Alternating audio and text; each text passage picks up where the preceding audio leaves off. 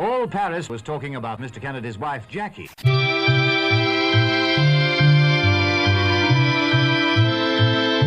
There's much more to the story of this dress. An influencer for the ages, the socialite and First Lady was a trendsetter for American women's fashions through the 1950s and 60s. Jackie Kennedy's incredible style had a massive impact, which is why the surprising story of her supposedly fairy tale wedding dress by a black designer is that much more intriguing. The gown has become a symbol of blended and hidden histories, telling the parallel stories of two women from very different worlds. In September 1953, they were married at St. Mary's Church in Newport, Rhode Island. With its flattering portrait neckline, ivory silk taffeta, full bouffant skirt, and spectacular ruched bodice, Jackie Kennedy's wedding gown instantly became the style that women everywhere requested and desired for their big day. It featured intricate and delicate details laid into over 50 yards of flounces. The dress was adorned with hundreds of wax flowers. On the day of her wedding, Jackie completed her look with a pearl choker, a diamond bracelet, white gloves, and a long rose point lace veil that had been worn by her grandmother. The heirloom veil, with its stunning vintage design, sat on top of a tiara made of lace and orange blossoms. Jackie's bouquet was made up of pink and white spray orchids and gardenias. The look was topped off with Jackie's Van Cleef & Arpels engagement ring, which featured a 2.88 carat diamond and a 2.84 carat emerald. Every girl needs a little sparkle. 24-year-old Jacqueline Bouvier and the future U.S. President, 36-year-old John Fitzgerald Kennedy, were married on September 12, 1953, in front of more than 800 guests in Newport, Rhode Island at St. Mary's Roman Catholic Church. There were so many guests that it took the then U.S. Senator and the new Mrs. Kennedy hours to greet and shake everyone's hands. Afterwards, thousands of people gathered outside barricades to offer enthusiastic well wishes to the newlyweds. Friends and family of the high society couple who were close enough to get a good look wondered who had been graced with the opportunity of crafting the beauty's gorgeous gown. On September 13th, a black and white photo of the couple was published on the front page of the New York Times. The bride was half hidden behind her new husband, and her dress was not done justice by the shot, much of course to the dismay of the massively talented designer Ann Lowe. On the day of the wedding, reporters and press wrote and described every detail of the wedding event of the year. Life magazine even ran a 3-page spread with photographs and a long story about the wedding. Lowe's name, however, was mysteriously left out of the publications. When asked outright by a reporter who had made her dress, Jackie responded without crediting Lowe. Thus, the black designer became one of the many talented and incredible hidden figures of American history. Ann Lowe's shining career moment was completely ignored. It was a letdown, especially after the nightmare that Lowe went through just to get the dress from the sewing table to the altar. Before working with Miss Kennedy, Ann Lowe was a distinct part of the backdrop of elite society in New York. She came from a long line of seamstresses hailing from Alabama. Her grandmother, Georgia Cole, started making dresses for wealthy Southern women and passed the talents on to her daughter and granddaughter. Lowe took over her family's dressmaking business when she was just 16, making gowns for society ladies of Clayton, Alabama. The women were in awe of the young seamstress's impeccable needlework. Lowe's talents landed her a spot at the New York fashion school St. Taylor Design, where she was segregated from her peers. The school hadn't realized they'd admitted a person of color until Ann showed up. After graduating, Lowe opened a shop in Harlem called Ann Lowe's Gowns. Ann's resume included both elaborate debutante ball gowns as well as more mature dresses for the likes of the Rockefellers, the DuPonts, and the Roosevelts, aka the Blairs and the Serenas of the 1950s. Ann was also on retainer as a seamstress and dressmaker for Jackie's mother, the prominent socialite Janet Auchincloss. Hollywood's golden era actress Olivia de Havilland wore one of Lowe's designs, a hand-painted floral gown, to the 1947 Academy Awards, the same night she was awarded Best Actress. However, once again, Ann did not receive credit for her work, and the gown was credited to Sonia Rosenberg. Lowe became sought after by elite society, but her fame name never truly saw the light of day. The dressmaker's talents remained part of a secret society. Lowe's status as the woman to call for luxury designs was not lost on her, and she admitted to being a self-professed snob. Anne was proud of her work and wanted her designs worn authentically and with class. She told Ebony magazine in 1966, "I love my clothes, and I'm particular about who wears them. I'm not interested in sewing for cafe society or social climbers. I do not cater to Mary and Sue. I sew for families of the social register." It's likely that an attitude such as this was necessary to maintain a certain clientele at the time. After the Kennedy wedding, Lowe's elite underground reputation continued. She went on to work on more high society clientele and opened a new shop on Madison Avenue in 1968 called Ann Lowe Originals.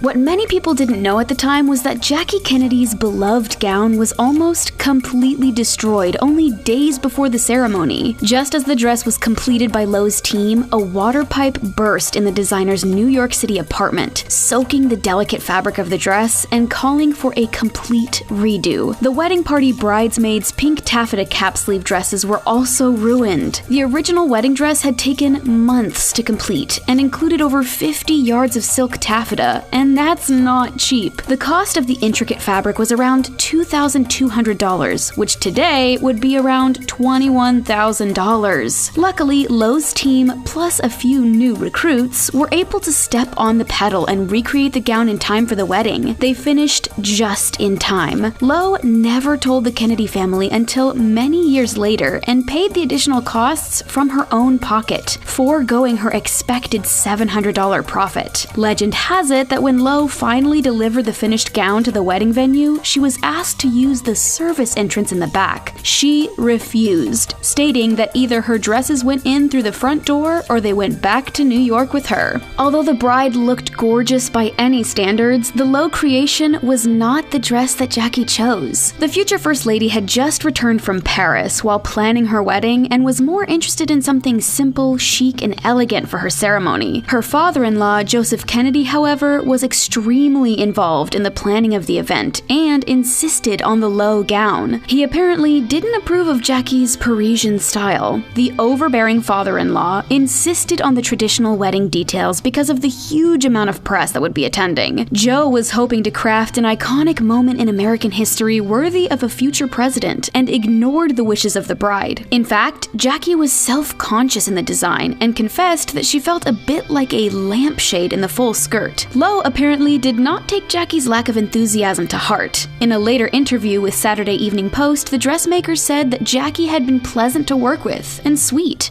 The swooning romance between Jackie and JFK was just part of the tragic fairy tale. Growing up, Jackie was born to the world of debutante balls and elite Hampton-going society. Her Republican father, John V. Bouvier III, worked in finance, and her family was very wealthy. In the society pages, Jackie was already a trendsetter among the Manhattan elite as a teen and young woman. She had earned a reputation for her chic style and natural beauty. At her debutante ball in 1947, Jackie was awarded the Queen Deb of the Year title and described as a regal debutante who has classic features and the daintiness of Dresden porcelain. In 1948, at just 18, she posed as a model in Vogue magazine. Before getting married, Jackie studied at Vassar, then spent a year studying in France at the Sorbonne before completing a Bachelor of Arts degree at George Washington University. She worked briefly as a reporter and photographer for the Washington Post and Times Herald, but as was traditional for wives of politicians at the time, Jackie gave up her career to live as a homemaker. After becoming the First Lady 8 years into their marriage, Jackie's every move was documented and commented on, especially, of course, her fashion and clothing choices. As we now know from watching the likes of Michelle and Melania, the First Lady's fashion choices must say much more than whether the day is warm or cool. Because of their position alongside the leader of the country, their clothing automatically becomes political, and Jackie quickly learned that every move she made was as important as her husband's decisions in the Oval Office. Jackie told Time magazine in 1961, "I feel as though I had just turned into a piece of public property. It's really frightening to lose your anonymity at 31. Jackie was one of the youngest women to ever become First Lady, and undoubtedly felt the pressure that was exaggerated under the constant eye of the media and press.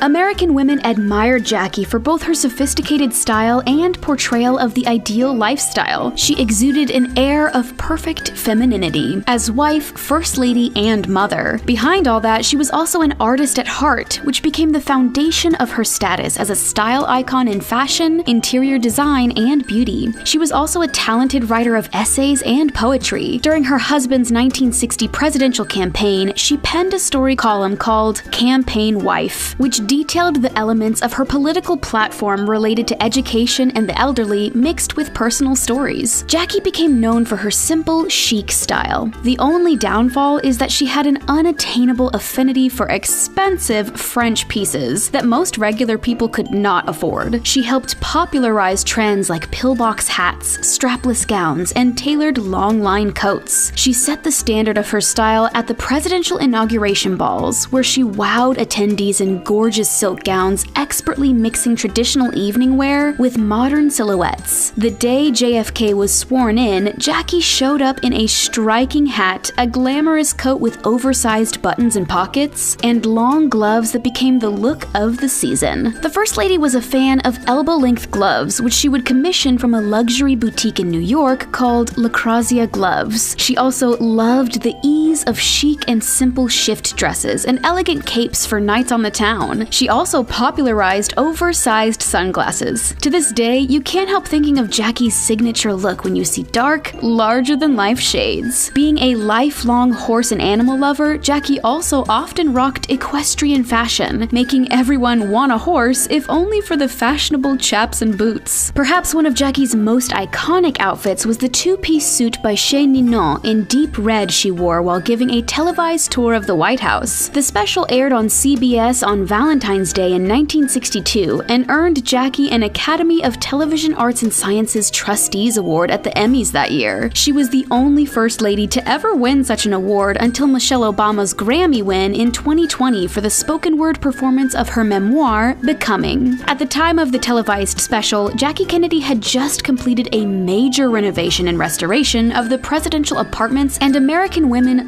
longed for both her wardrobe and home design skills. Jackie redesigned the third floor of the White House into a nursery for her own children, which later became a classroom and daycare for children of the administrative staff. During her time in Washington, Jackie maintained a perfectly coiffed hairstyle. The short, curled look became extremely popular among American women. Jackie's look was cut and styled by celebrity hairstylist Kenneth Battelle, who also worked with movie stars like Marilyn Monroe. On a historical visit by the Kennedys to Buckingham Palace in 1961, both women, Jackie and young Queen Elizabeth, put thought into what they would wear. As documented in Netflix's semi-fictional series The Crown, both women were aware of each other's status and the influence that fashion choices have within that powerful playing field. Jackie chose a classic silhouette dress of satin with a high neckline that was taken in at the waist. The Queen wore a more modern-style gown with ruched fabric, thick silk straps, and over-the-elbow gloves. Even after leaving the White House and the passing of her husband, when Jackie started dressing a little more casual, women continued to follow the fashions of the former First Lady, coveting her style well into the 1960s and 70s. Jackie went on to work as a book editor for Viking Press and later Doubleday.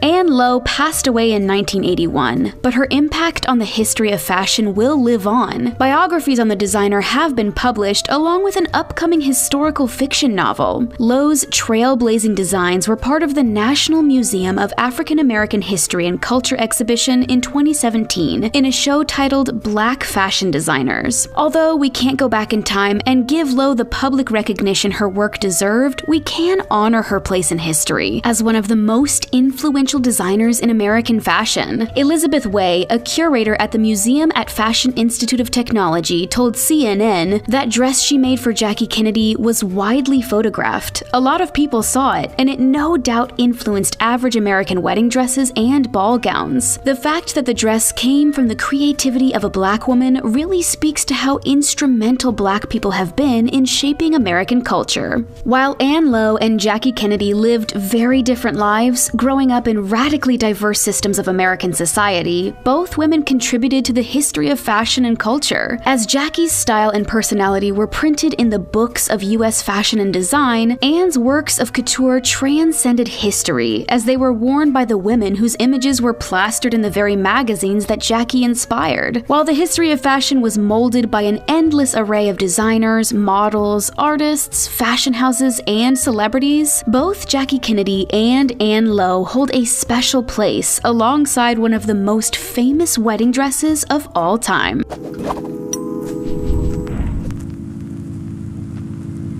Jackie Kennedy was a major style icon who influenced the fashion trends for thousands of American women. It's no surprise that her wedding dress and its talented designer have become part of fashion history. Would you say yes to this dress? Let us know what you think about Ann Lowe's design and Jackie's style in the comments. Be sure to hit that like button and subscribe to The Taco for more looks at great moments in fashion history.